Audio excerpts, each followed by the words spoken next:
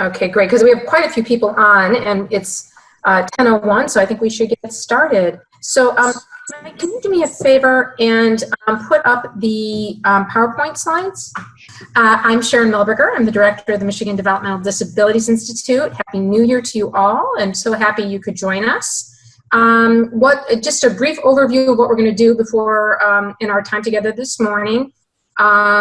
We are going to start with some introductions in just a moment. We'll go around and introduce ourselves, and then that'll probably take 5 to 10 minutes. I have some updates that I will share with you on some staffing and projects and just some things in our network. We'll talk about some of our DD network activities. Then we'll spend the bulk of our time, as we usually do, breaking into 2 groups. Using Zoom, we'll do that using our virtual breakout rooms. And we'll tell you more about that, but there'll be 2 discussions going on simultaneously. One will be on community supports and services. The other will be on education and training. And then the 2 groups each group will share out. And then we'll have some conversation around that. We'll have some time for updates from our CAC members, and then we'll be sending you an evaluation. So just some housekeeping issues. We're going to meet from 10 to 12. That's the plan. We definitely won't go over. I don't know exactly, there's probably some give and take on these a lot of times. Mike, do you want to explain about the mute-unmute feature? Because I really want this to be an interactive meeting, and there's some challenges sometimes when you're not together in the same room. So if you can explain that, Mike, about the mute and unmute. Sure, yeah. So everyone should be able to see in the bottom left corner of their Zoom window, there's a little microphone, and that is what you can use to mute and unmute yourself. We just ask that if you're not speaking, to keep it muted, because I know from my office I have a lot of background noise from the road, so I keep mine muted when I'm not talking. If you have any problems during the next 2 hours with that, there's also a chat you can see at the bottom of the screen. If you click on chat, you can type in there and I'll see it and I can assist. But that's it, yeah. Excellent. Any questions for Mike on that? And then I do encourage, if you have a webcam, to show your face. It's always nice to see each other, even if it's only virtually. So if you have that feature, I would ask that you do it if you feel comfortable doing so. Anyone having any technical difficulties or any questions before because I'm going to find out if people are having problems. Because we're going to do some introductions. And I'm going to ask that you share your name, the part of the state you're from, and your experience with disabilities. So whether you're a professional, provider, family member, self-advocate, some combination. And then we have a little icebreaker, if you will, about the question is, who do you think will win the Super Bowl? And the choices are the 49ers, the Chiefs, the Super Bowl is next weekend, and who cares? So what I'm going to do is I'm going to start, I'll introduce myself, and then I'm going to just call on people to introduce themselves so we don't end up speaking over each other. So we'll give this a try. So my name is Sharon Milberger. I live in Farmington Hills, Michigan. I work in Detroit. I'm the director of the Michigan Developmental Disabilities Institute, also co-director of the Michigan LEND program, and I am a family member.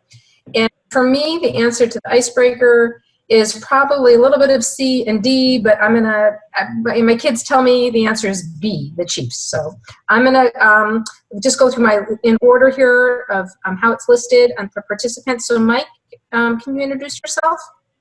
Oh, sure. My name is Mike Bray. I work for the Michigan Developmental Disabilities Institute. I live in Oxford, Michigan. And honestly, for the Super Bowl, I don't care this year because my Packers did not make it in. But if I had to choose, despite my admiration for Patrick Mahomes, I think the 49ers defense is going to win the game for him. Great. Thanks, Mike. Elizabeth. Yeah. All right. Well, good morning, everybody. Elizabeth Jenks here. I live in southern Oakland County. My experience with disability is through my work here, but also I'm a parent to a young man, Robert, who has intellectual and developmental disabilities. And let's see, I'm going to answer with C. The Super Bowl is next weekend. That seems awfully fast to me for whatever reason this year, but I wasn't paying a lot of attention, I guess. Great. Thanks, Elizabeth. Next up is Willie Brooks. Hello, this is Hi. Willie.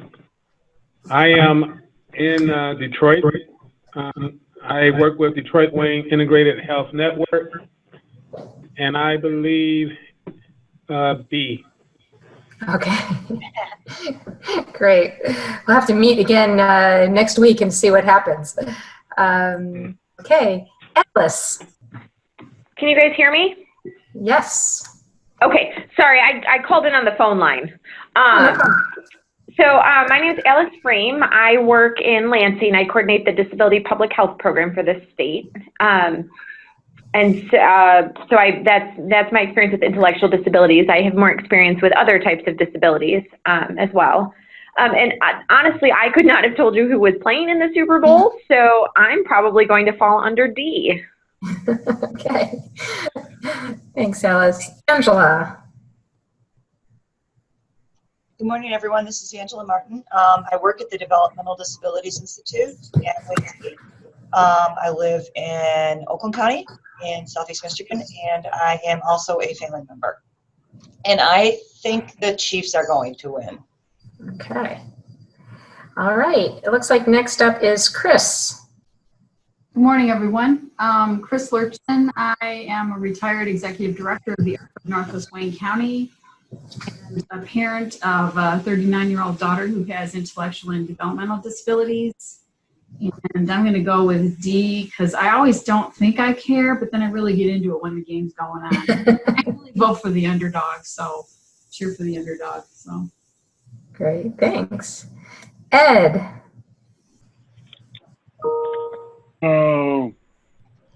Let me switch over to a conference room and I'll rehook back in with you guys.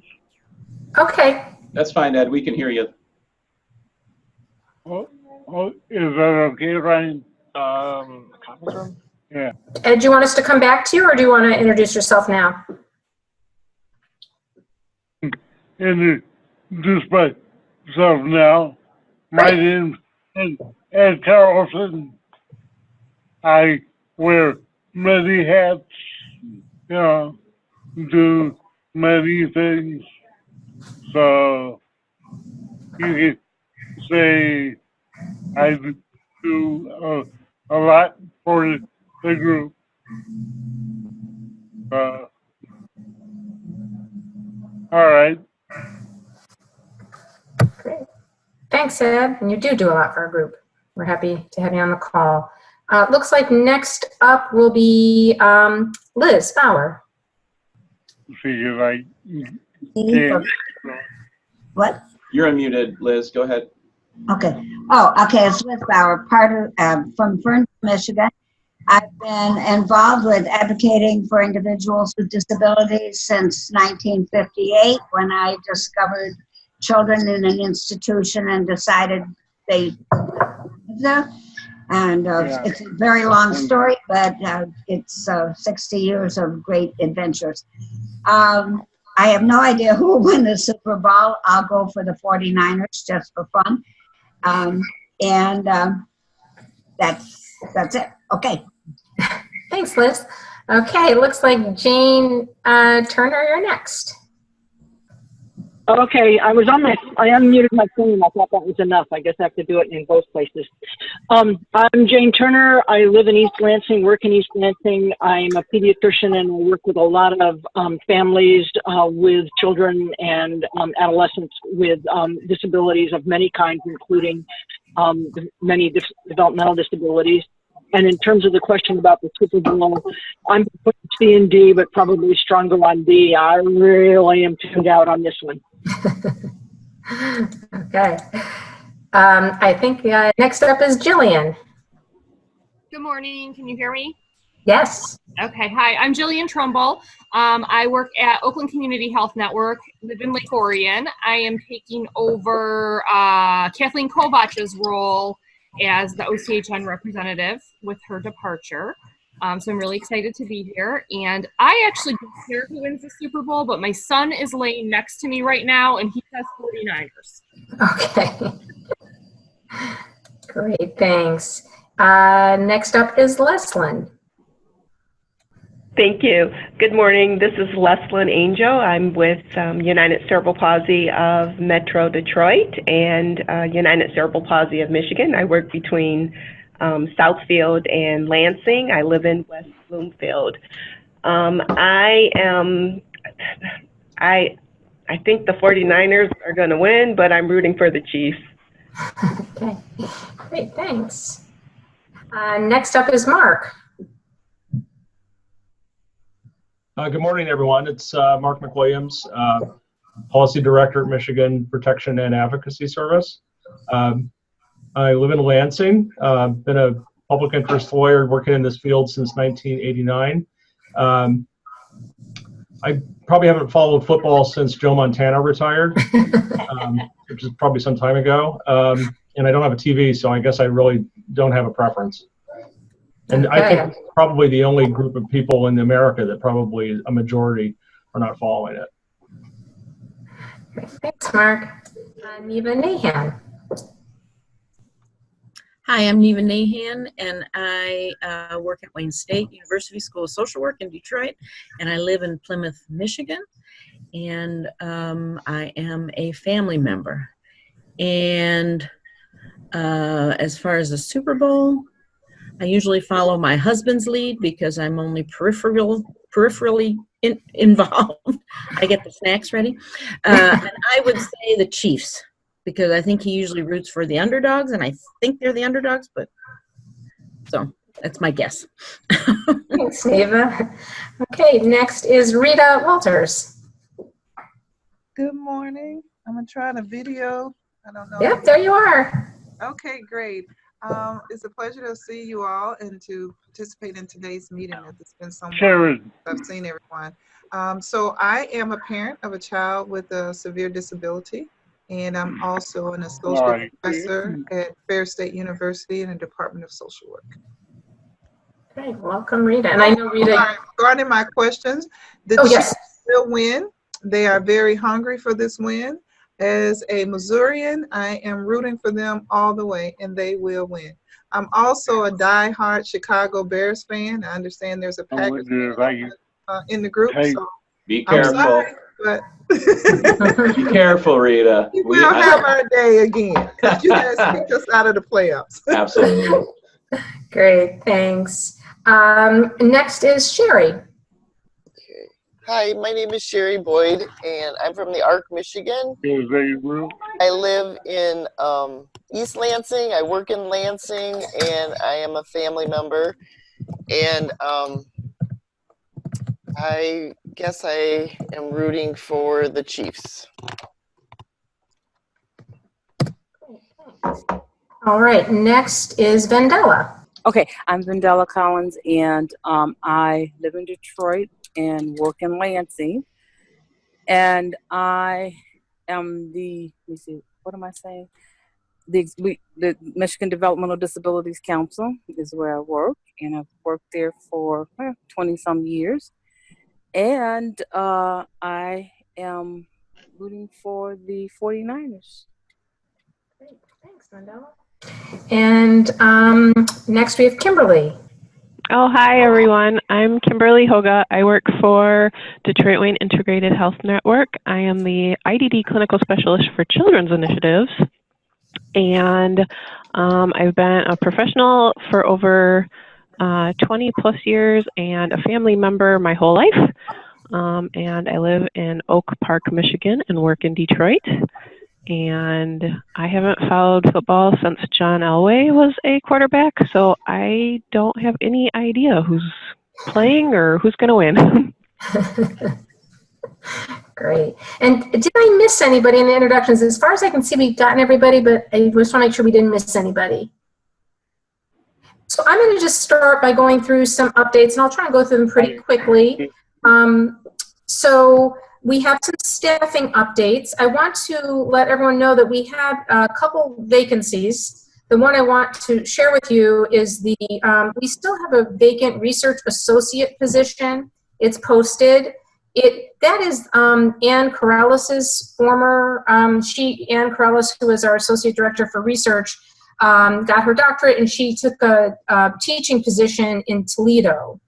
And so that position is still vacant, and it's a very important position for us. So if you know any really solid researchers who share our values of community inclusion and quality of life for people with IDD, please send them our way. We also have a student assistant position that is posted. And then we have 3 new staff members that are pictured, Amelia Allen and Patty Ramos, who are both research assistants. And Sabrina Williams, who is our new business manager, business affairs officer, who was at our meeting last time. And the reason I show that, if you go to the next slide, because there we have a Patty Ramos, who's our new research assistant dissemination coordinator, has updated our newsletter, our e-newsletter. So we have a new format. It's a quarterly newsletter. And in that, so this is a picture of it. It's on our website, but it was also sent around. I hope you all saw it. Also has an introduction, a welcome for our new staff members, so if you want to know a little bit more about them. And Mike, I don't know if you want to say anything about the newsletter or some of the updates to the website that are coming. Sure. The newsletter, you know, we had a newsletter that used to go out monthly, and it's been a bit on hiatus as we've been searching for new dissemination coordinator. And with Patty's hiring, we've been working together on it, and we decided to go to a quarterly newsletter. And really change up the format. We're trying to make it as accessible as possible, given the technology.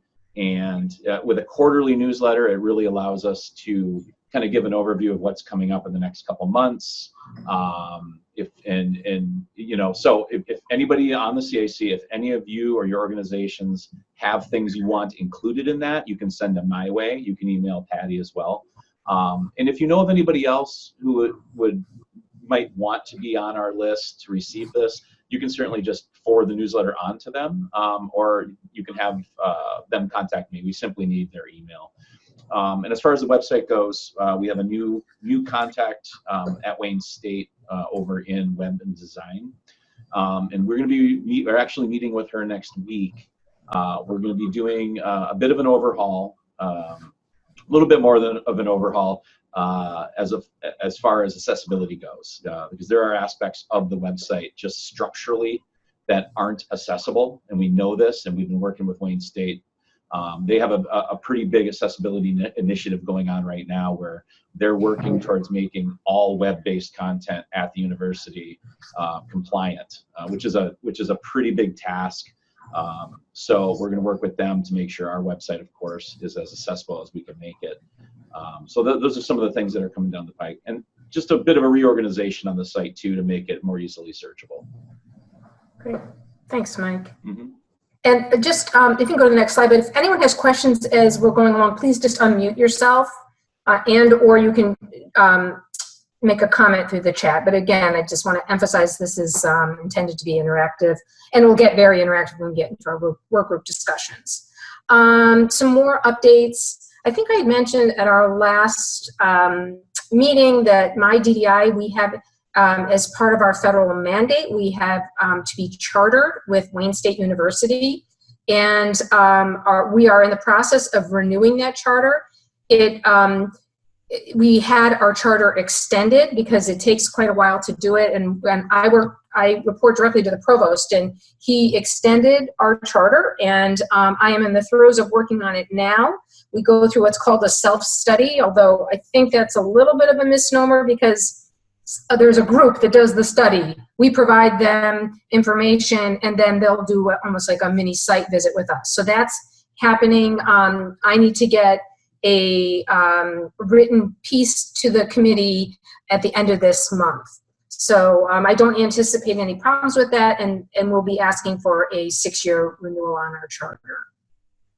And then in terms of potential funding opportunities, there are two that I can think of, and there may be others, so I'll ask the team to chime in. One is we meaning MI-DDI, Wayne State, partnered with Michigan State University on an application to become what's called an IDDRC, which stands for Intellectual and Developmental Disabilities Research Center. These centers, there are currently 14 of them across the US, and they are funded through NIH. They're very large research centers focused on IDD. So if we are funded, Michigan State is taking the lead role. And I don't know if you know Nigel Paneth and Michael Leahy, they're two professors at MSU. They would be co-PIs, co-principal investigators, and I would be another co-investigator representing Wayne State. And that has been submitted and should be going through review over the next few months. So we should know by, I would think, May, whether or not we are funded for that. It was a very heavy lift, as well as it's going to be very competitive, but I'm really proud of the proposal that was submitted. Very good team from MSU and Wayne State. And Angela, do you want to talk just for a moment, I know this is still on pending, but about the potential partnership with Neisinger, Ohio State, you said? Yes, good morning, everyone. So at the last fall's Community Advisory Council, we shared that we had been approached by our USAID colleagues in Ohio State at the Neisinger Center. They are doing a research and rehabilitation training project, which is a nationally funded initiative, and it's looking at the prevalence of mental health for folks with intellectual disabilities. And they approached us to be one of their project partners to essentially Michigan be involved as a place where data would be collected. So we were very much interested in collaborating, and certainly this is a really important topic. It's something that is quite challenging for many folks on a day-to-day basis, but for folks supporting those individuals, having good assessment of what their experience is. So we reached out to Behavioral Health and Developmental Disabilities Administration, which is the state agency. We asked for their willingness to have us utilize kind of the National Core Indicators lists as a way to just to get out information. It's not that folks would just basically receive a postcard and then they could decide if they wanted to participate and offer their name up as a future participant. So Neisinger's waiting to hear back. We're waiting to hear back from Behavioral Health to get their final approval, but it looks very promising, and this would be 3 years of a project. It's a 5-year project. This actual research study would happen over three and a half years. So we'll keep you posted, and also to help you promote, because anyone can put themselves forward, but it's just a strategy to start us to identify potential respondents for the survey. So we'll keep you updated as soon as we have a final decision and some next steps. Great, thanks, Angela. And then you may have something to chime in here too, but I just wanted to let everybody know that the executive director of AUCD, the Association for University Centers on Disability, that's the national network that all UCEDs belong to, as well as LENS. And many of you know Andy Imperato, and I just wanted to make sure you know he was the executive director of our association. He moved to California, where he is now serving as the I don't know if he started yet, but he's starting soon as the executive director of the Disability Rights California.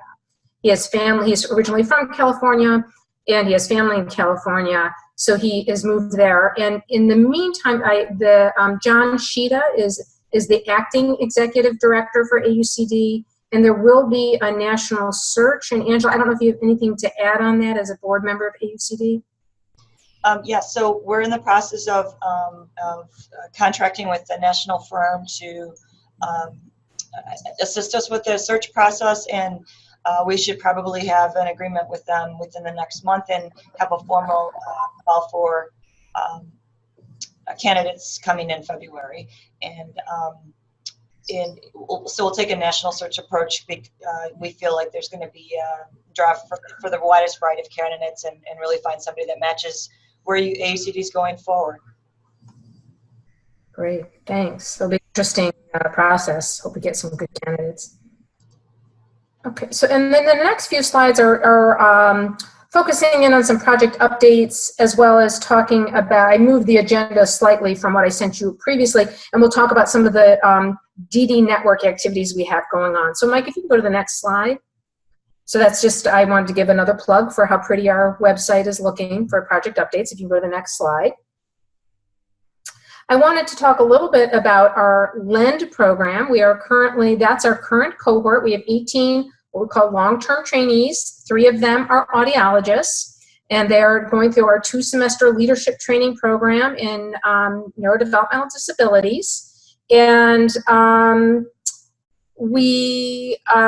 trainees will be having, and Jane, I don't know if you want to say anything about the DD conference and the LEND track, if you could just give a quick plug for that.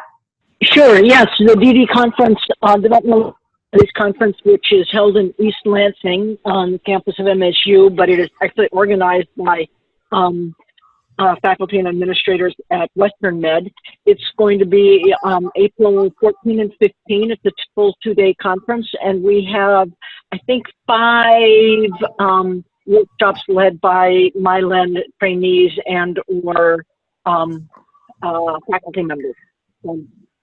And it's always, it's a growing conference. I think last year, it's well over 200 people come from across the state, and it's always a good chance to learn more about developmental disabilities and services and meet with colleagues. Great, thanks. We have a good showing, a good LEND showing. Excellent. And so in our trainees, just, I don't want to, in the materials that we gave you last time and those that are new, I did send you information about our different projects, so I don't want to repeat too much. But this is a HRSA federally funded training grant. And the group that you see here are graduate level trainees in a wide range of fields, including medicine, social work, audiology. I'm trying to look at the group to see education, psychology. There's others as well. And then we also have family members. The program is open to self-advocates as well, which leads me into the next point I wanted to make, is that we're recruiting for cohort number 5, which is the 2020-21 cohort. That we have 5 years of funding, so this is our 5th and final cohort for this round of funding. The applications will be available on our website starting February 1st. And they will be due May 1st. And we'll let the applicants know by June 1st of the decision of whether they've been accepted for next year's cohort. It's been a very competitive process. We get really, the group that's shown in this photograph are just so outstanding and a really interesting interdisciplinary group. So Mike, I don't know if you want to say anything about recruitment, or if the group has questions, because we really turn to you for helping us spread the word about this program, and or if you have interest yourself. If you have questions, now would be a good time to ask. Yeah, we do have several flyers. So what I can do is I can send the PDF flyer, the general flyer for MI-LEND for recruitment to the group. And please, feel free to send it out widely. It's open to, current graduate level students in virtually any discipline, really. It's open to self-advocates. It's open to family members. And they can be recent graduates as well, but they have to be emerging leaders, right? They have to be new to their field, essentially. That's what the training's intended for. And I should also add that the training, to be a long-term training, they go through an application process, and if accepted, they need to complete at least 300 hours of training, and that includes didactic, sort of classroom-type learning, as well as some community experiences and clinical experiences. There's a certificate that's given at the end, and the trainees also receive a stipend. And they work with a mentor. It's a really, I think, very special and wonderful program. So, we appreciate you learning more about it and helping us spread the word about it. Any questions on my lend? Okay, Mike, if you can go to the next slide. We are also recruiting for our MI-OCEAN project. MI-OCEAN is an acronym for Michigan Older Caregivers of Emerging Adults with Autism and Other Neurodevelopmental Disabilities. Much easier to say MI-OCEAN. And it's a statewide family support project. It's been funded by the Michigan Health Endowment Fund. We are currently in our second of 2 years of funding. And Elizabeth, do you want to say a little bit about recruitment and what we're hoping to do with MI-OCEAN? Yes, we've been actively recruiting people. This is a statewide project. We've been targeting parent groups. I know many of your organizations have sponsored links on your website. We're always looking if you have a newsletter associated with your organization that goes out to families. Please let us know that. We'd be happy to write a little something and have you sponsor that for us. We currently have 50 participants. When we conclude the project, we're looking for 100 in total. So we still have room, and we're again looking for caregivers over the age of 55 who are caring for children or siblings, or an individual that's over the age of 22. So, and thank you for those of you that have helped us with our recruiting efforts so far. Great. Yeah, thank you, Elizabeth. And then the caregiver, the program is free to participate, and that caregiver works with a navigator who is also an older caregiver who's successfully navigated systems on behalf of themselves and their family member. And we are definitely, and there are materials on our website. And Elizabeth, is there a flyer too that we could send to the group if need be? Yeah, we have a one-page recruitment flyer that we can certainly send out to folks to help us get the word out there. Great, thank you. I can include that flyer with the other one as well. Thanks, Mike and Elizabeth. And I just wanted to mention too, with the MI-OCEAN project, I'm really excited about this project. And one of the big things with Michigan Health Endowment as a funder, and just funders in general, is that they're very concerned with sustainability. Funders are trying to get away from your sustainability plan being that you ask them for more money. So one of the pieces of this project is that we're going to be looking at sustainability, and we're going to be pulling together what's called the Delphi panel. And that will be key experts around aging and caregiving and IDD and navigation programs to look at how we make this program a sustainable program through funding and through funding options, as well as just how you have a systems change around this. So stay tuned on that as well. Okay, so next slide, please. And then we have a number of DD network activities. So just as a reminder, each state has what's called the DD network, and that includes the USED, which is MI-DDI, the Protection and Advocacy, so Michigan PNA, as well as the DD Council, so the Michigan Developmental Disabilities Council. So Mike, do you mind just saying a quick piece about the Autonomous Vehicles Project? Sure. So we're in the, I guess, the second quarter of year 2 with that one. And really what we're doing is looking to get the concerns, ideas, hopes, fears, anything around the use of autonomous driverless vehicles by individuals with intellectual and developmental disabilities. We did 8 focus groups throughout the state. Many of you helped out with that, so thank you so much. They were great. They were great. We learned quite a bit, and we're taking that information now and developing a survey based on that information that we're going to use in conjunction with a Delphi panel, similar to what Sharon and Elizabeth are doing with MI-OCEAN. I'm going to be looking for, I'm looking to round out the Delphi panel. We still need a few people, so if y'all don't mind, I'm going to be sending emails to many members of our CAC to see if we can identify some folks. And our panel, it's experts in many different fields, from automotive, engineering, disability, social services, local and state transit. So we want to get a wide variety of folks. So that's where we're at right now. Thanks. Any questions for Mike? And if you want to be involved, please shoot me an email, or even at the conclusion of our meeting today, we can stay on and chat a bit. Thanks. And Angela, can you talk about the next few things on here? Yes, we're going to go into greater detail on each of these couple of these next items in the Community Services and Supports Council. So if there's more interest, feel free to join us at that breakout time. So independent facilitation of the person-centered planning process. We have some upcoming awareness trainings on the topic, and then also we'll be doing 5 series of trainings to facilitate independent facilitators across the state. Both of this project is supported with the partner grant from the Developmental Disabilities Council, and so we're partnering with the ARC of Midland on this initiative.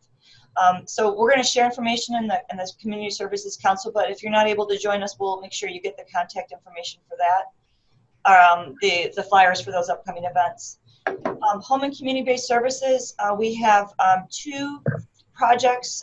One is supported by the DD Council, and that project is focused on looking at the quality supports for people, and moreover, asking people with lived experience to train others about the home and community-based services rule and how that transition to the rule across our state can make changes in supports, but also about bringing about higher quality of supports for individuals across Michigan.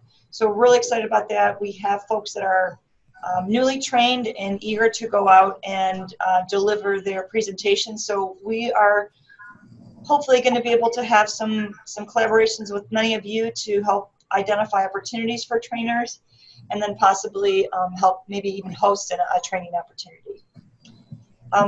The Self Advocates of Michigan Board of Directors, we have been, as a collaboration with Michigan Protection and Advocacy and the Michigan DD Council, working to support the Self Advocates of Michigan.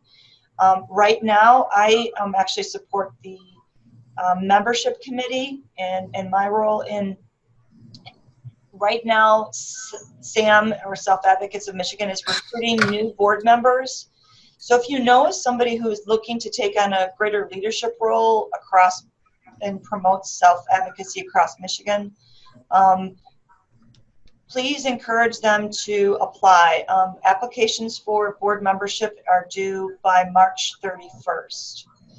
And I think that's it. Sharon, I'll hand it back over to you for Employment First. Also, I wanted to say, so for those of you that recall, there was a report on data from 2012 that was published by the DD Network, MI-DDI, Michigan Protection Advocacy, and DD Council in 2014. And that report was updated with current data, with 2017 data, and was just completed 2019. And I believe that Yasmin is in the process now of doing a huge mailing of the report. So I don't know if Vandela was able to hop back on, but that should be coming soon. I know there was communication just this week on sending out that report. And then there is a community of practice around cultural and linguistic competency that we are working together as a DD network. And Chris from MI-DDI was working with that group. She may still be involved, but we also now have Julia Hernandez from MI-DDI involved with that group. So I don't know if you had stepped away, if you're back, or Mark, if you had anything to add to any of our DD networks, or anyone else for that matter. Mike, if you can, thank you. So now we're at the point where we're going to break into work group discussions. We're going to go out into these breakout groups. So what we do now is have Angela Martin and Elizabeth Jenks give a little pitch as to why you should come to their group. Then, based on the description, you can decide which room you want to go in. Then you'll have a discussion. We'll probably do that for about 40-45 minutes to a deeper dive into the topics that you'll hear about momentarily, and then we'll come back together as a group and share out. So, Angela, do you want to give Yeah, I'll give my sales pitch. So we're gonna talk about a few of our key projects. I mentioned that we were gonna go share a little bit more detail about the the Home and Community-Based Services project that we have both with the Michigan Developmental Disabilities Council and then also with the Behavioral Health and Developmental Disabilities Administration. We're going to share more details about the independent facilitation projects and some of the activities happening there. Talk a little bit about national core indicators and the work that's going to be starting soon with that project, and then some other collaborations that we are working on as part of our community services efforts at MI-DDI. So I look forward to talking with some of you more, and then those that are not able to join, you'll have our slides and we'll get a summary so you won't miss out on the details. Good. Thank you, Angela. And Elizabeth, you want to give your pitch? Okay. Today I'd like to kind of explore 3 different areas and get your expertise and ideas around. We have our new direct support professional policy advocacy module that Mark and Rachel Huddleston wrote for us. And this year it's going to be critically important that this module get in the hands of people with disabilities and direct support professionals to tell their stories to their legislator. I think it's extremely timely. And this module came from an idea from the Education and Training Work Group about a year ago. So I'm going to be asking you guys for some ideas on how can we get this module out to people with disabilities. I'm going to have you review a marketing campaign that we're working on. We're going to talk a little bit about the Empowerment Education Train the Trainer Day, which is an annual event where we train new folks across the state to provide training for us. And then lastly, I'm going to be asking for ideas about marketing our graduate certificate in disabilities at agencies. So I hope you'll join me.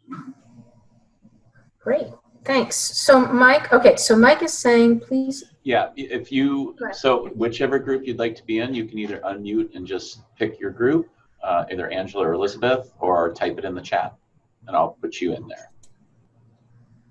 Michael, I'll do community supports and services, Chris Lurchin. Okay.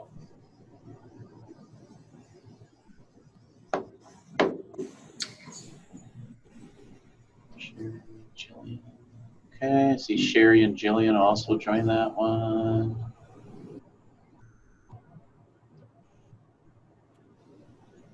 And see Alice and Neva will do training. Alice and Neva, okay. Jane is going to go to training too. Okay. And Kim is going to go to Elizabeth to training. And Mark is going to do training. Jane is training. Leslyn is community supports and services. This is breaking up nicely. Okay. Anyone not pick? 1 second. So Leslyn will go to one. Yeah, this is one of the only tedious things about Zoom. I can only put people into the rooms in real time, so you bear with me. Let's see. Alice, Jane, Elizabeth, the training. And just so you know, what is it okay, Mike, if I talk while you're doing that? Sure. Yeah, go ahead. Yeah, absolutely. I just want to say, once you go into your rooms, we'll pop in. I'm going to probably spend part of my time in each, and then we'll give you a 5-minute warning before we come back out as a group. Just so you know. Ed, I've unmuted you, Ed. If which group would you like to be in?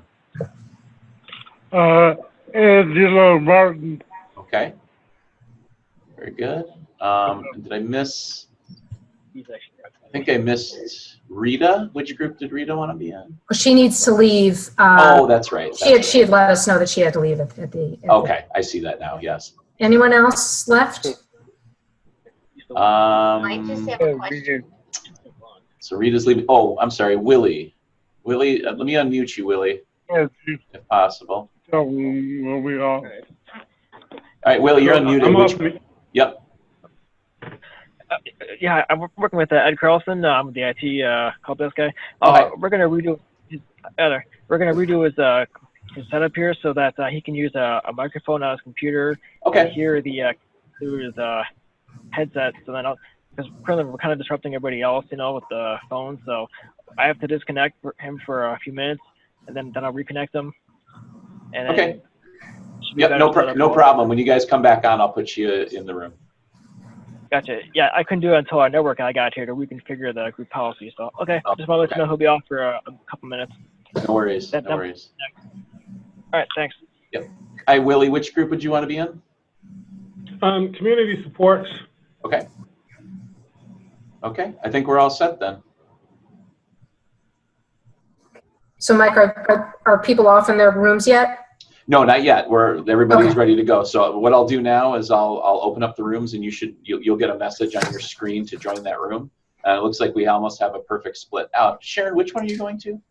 I'll start in community supports, and then I'll go to training after. Okay. Yeah, we have a perfectly even split. So I will send you to your rooms now, and I'll pop into each room too, just to make sure see if anybody's having any technical issues. Great, thanks. I'm always amazed when this works. Yep. Yeah, everybody's back in the room. Great. So if Angela and Elizabeth, if you could just give a very brief synopsis of your discussions, if there are any questions you want to ask to the other group, or just any key things, that would be appreciated. So I don't know who wants to go first. Angela, you're unmuted, so. Yep. So I think, so we shared some information from a survey that we did with family members and people with disabilities and providers about home and community-based services. A couple of the group members noted that they were surprised on the home and community-based services rules coming into effect in 2022, but folks still self-assess that their information needs are not, it's not at 100%, and only probably half the providers felt they were comfortable, and people with disabilities and family members felt less. So there's still a lot of work to do. I think a couple people noted that in general, we covered a lot of topics, and we've got a lot of work to do to get information out, but then also collaborate. So we're addressing some of these large disparities that are experienced by people with disabilities and family members. And we talked a little bit about addressing some of the challenges to independent facilitation and making sure that PHPs have good information so that they can help promote it. And with that, I'll quick summary, but we'll share the slides with everyone so you all have the information. Thanks, Angela. Any questions from Elizabeth's group for Angela and Angela's group? There we go. Training and education work group today. We had about 3 activities that we worked on. The first was everybody looked at a marketing, like a marketing paragraph regarding the new legislative advocacy module, and they gave us feedback as to, is it going to be effective to market this new module to people with intellectual disabilities? And so there were some great ideas generated with that. And then we talked a little bit about people telling their stories as an activity of the module and the importance of it being succinct, of, knowing what you're asking for, and being able to, tell your story quickly and what the problem is and what your suggested idea is to resolve the problems. We talked a little bit about that. We talked about the graduate certificate in disabilities, how we can market that to organizations for professionals that are in the field, and the benefits of that, and also how can people get that paid for, because as we all know, tuition is very costly and expensive for people to go back to school oftentimes. And then lastly, we talked about continuing education credits associated with the empowerment education training modules, and how we could locate an individual within the state that would be able to assign credits to the modules. Thank you, Elizabeth, and your group. Any questions, anything that the group would like to add, or questions from Angela or Angela's group for Elizabeth? Thank you both, and thanks for participating in the discussions, and thanks for making that happen. Sorry. So next on our agenda is just an opportunity for member updates. So this is a time if you have a project or something you want to share, a question, a topic that we haven't discussed, now is time for that. So if you would like to, you can just unmute yourself and speak. Liz, you're unmuted. Yeah. Go ahead. It's a question. What year I apologize, but what year are we in with our 5-year plan? Yeah, so we're about halfway through. Let me think about this. Yes, no, we are about halfway through. Okay. Almost at the midpoint. And then when I was reading it, because I think it's a really good plan, I was just really interested when, there's goals and we don't know the number of people that participated in one or another of these activities. And so I was like the independent facilitator training, a number of participants. We just heard the HCBS part. But the graduate certificate program, we discussed it, but we didn't discuss the number of individuals that are, okay. Will that be part, you don't have to answer it right now, but will that be part of the next meeting's update on where we are? Yeah, that's a really great question, Liz. And what we've done, and we didn't do it today, but we certainly can. I think we've done it, this is usually kind of our bonus meeting. We were meeting twice a year. Yeah, right. And we had this meeting virtually because we usually meet in January because of the weather. And now we have this technology. And that's good. Yes, but that means what we've done is, and we coordinate this with our reporting to our federal funder.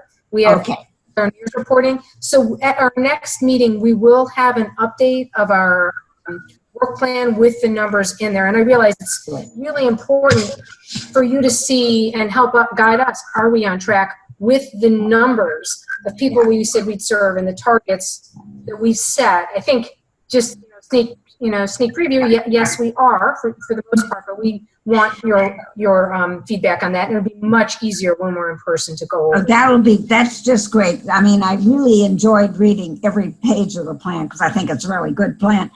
And I was saying, well, how many did it? What is that? So great to know we're in the middle of the 5 years, and we'll get a update time of reporting. Sounds good. Thank you. Thanks for the question, Liz. And just so everyone knows, every 5 years we have to renew. Right. It's a very rigorous process. We do a statewide needs assessment that NEVA's helped us with, and it's a heavy lift. And then we create a work plan, and then this committee, this council, helps guide us through that process.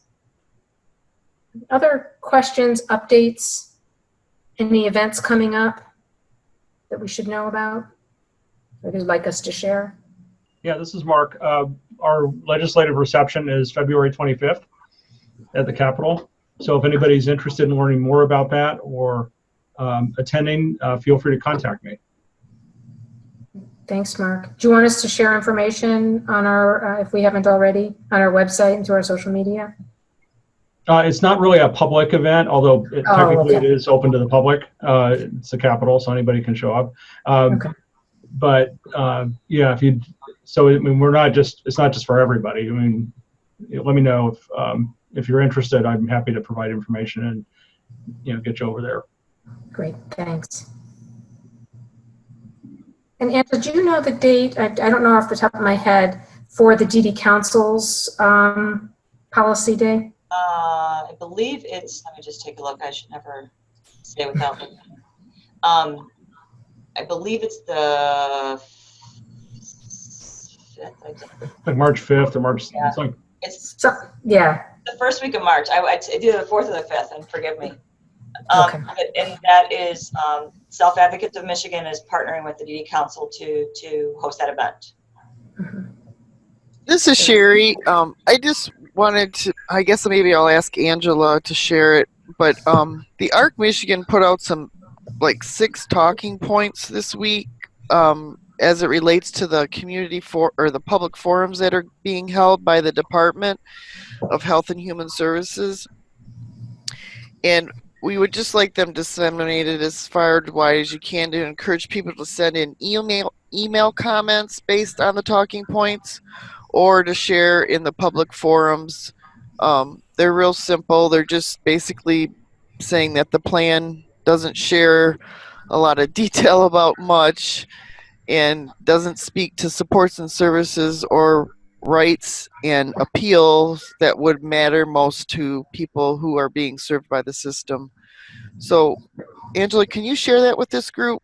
Absolutely, Sherry. I'll send it out right straight away. And I think it's really helpful because as Sherry mentioned, the PowerPoint presentation or the presentation done at the forums, what we've heard from people with lived experience is that they're hearing the information, but they're not really getting the message or what it means for their lives. So they don't know how to really participate or react. And so I think the questions are a way to help think about, how I can give feedback and what it means for my life. So I'll send that right out to all the membership.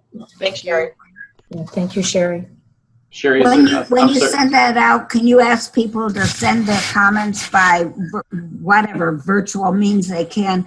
My forms is people testify, but the panel, the Health and Human Services people don't answer their questions and they just sit there. And so I'm not, they don't respond. So any other ways we can get information up is good. Yeah, the link is on there, Liz, of where you would go to get the email. I guess I should have put it more clearly, but maybe Angela can put it at the top or something. Yeah, I know where it is, but I just want whoever gets this to know to give input every which way. Yeah, absolutely. Mike, you were going to say something. Oh, I was just going to ask if this is something you'd like us to blast out through our. Oh yeah, absolutely. You can share it with whoever you'd like. Great. Thank you. Sure. Angela, do you want to just say anything about the disability policy seminar in DC? Sure. So the disability policy seminar is scheduled in I love going to it, but it's a great opportunity for people. The ARC is the ARC, PMA, DD Council, Self Advocates of Michigan. We all kind of go together to the Hill to get trained on a series of issues and really relevant proposed policies that are going to impact pieces of legislation that are going to impact people with disabilities. And I think the really key thing, and I know Mark's on and Sherry, others that have gone, it's a unique experience in that you get very timely information, then you go right up to the Hill, and we have several partners, and it's not often when partners in disability field come together and agree upon and advocate in the same direction and have meetings with our legislators, with all the delegations. So the ARC's always good about helping us schedule appointments with the entire Michigan delegation. Currently, we have a delegation that is, may shrink next census, but right now we have House and Senate side, so we go and do those meetings, and that's scheduled for March 23 and 24, the days where we get the training and information, and the 25th is when we go up on the Hill. Mark or Sherry, if there's anything you want to add, you both have been involved. It's a great opportunity for people with disabilities to go up to the Hill and meet their legislators. If you want to make a whole week of it in DC, the Affordable Housing Conference is also happening at the end of that week. So you get another chance to go to the Hill on Friday. Excellent. Yeah, and I always, especially we had a lot of first-time legislators in this last year when we went, because that was their first half. And we got meetings with them, which is, shows that they have disability within their focus. And to get and not just meeting with legislators, getting meetings and opportunities to talk with staff is really key. Yeah, thanks, Angela. And last year we were able to send a group of LEN trainees. I think 6 of them went last year, and we're just waiting on word from our funder, HRSA, to see if we can send a group again this year. And I'm optimistic, but we should know very soon. And I think that for the trainees, they said so many of them just felt that was the most powerful experience they had, especially doing it in partnership with Self Advocates. Any other updates? Okay, because I wanted to share with everybody, but I don't want to cut anybody off. Are there any other updates or anything that anyone would like to discuss? And if you think of something after and you'd like us to share it, we certainly can share with the group and or our social media. So our next meeting will be in person. It's Friday, April 24th from 10 to 12. We'll have lunch. It'll be back in Novi where we always meet. It's called 4 Points by Sheridan. And then after this meeting, and Mike, you can tell me how quickly it'll be sent out. There's a very brief evaluation, we ask that you complete it now while it's fresh in your mind. Will it get sent immediately, Mike, or is that? As soon as I can get it sent through my email. Yep. So, okay. About 5 or 10 minutes. 5 or 10 minutes. If you can complete it today, it'd be very helpful. And it's helpful for us to know. I mean, we tried this last year with doing the remote meeting. I mean, for me, I think, you know, obviously meeting in person is so nice, but as an alternative to no meeting, I think that, you know, I would love your feedback on this approach or ways that we can, you know, make it streamline this process. So please complete your evaluation. And we look forward to seeing you in April. And then at that time, we'll have that work plan with the numbers. So Liz, you have something to look forward to with some of the meat of those numbers. And then, Mike, if we have the next slide. And since we don't have lunch, that's our usual lunch at the Sheridan. You will have to have a virtual feast, and we will look forward to seeing you in April and look forward to getting your evaluation feedback. So thank you so much. Thank you. Bye, everybody.